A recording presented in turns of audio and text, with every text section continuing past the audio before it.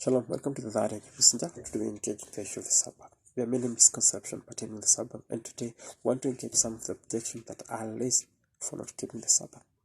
There are many sincere people that follow the Bible, but they are misread by different people. Nowadays, every Tom, Dick, and Harry can become a pastor, can become an apostle. You just need a platform. But we should know one thing, that at the end of the day, we shall be judged by the supremacy of the Scripture, as affirmed by Messiah himself in John 12, verse 48. And so it's imperative. If you have a Bible, whatever version you have, please read it for yourself. You can entrust many things to people, but when it comes to life and eternity, you can't just joke with that. So it's really good for you to be reading the Scripture and understand the Scripture yourself, rather than letting others expound it for you. And today, we really want to engage this issue soberly without any stereotype, and we are avoiding any prejudice, so that when we engage this issue, we shall come to a conclusion based on the supremacy of the Scripture rather than the knowledge of men.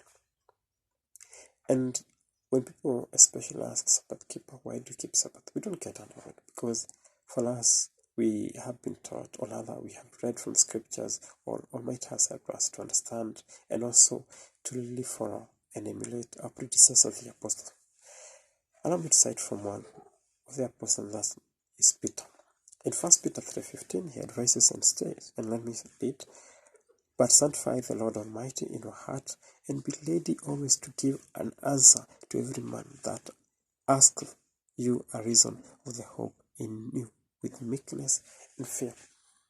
So when we are addressing this issue, we are addressing it with meekness, with fear, and no politeness, so that we're able to convey this message to many, and also for those who hear it, they should change it, not even change for the sake of it, but for the sake of the supremacy of the Scripture.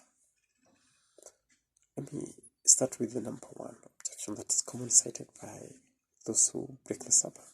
And sincerely, some do it simply because they found other people doing it, other because they told others they are misread.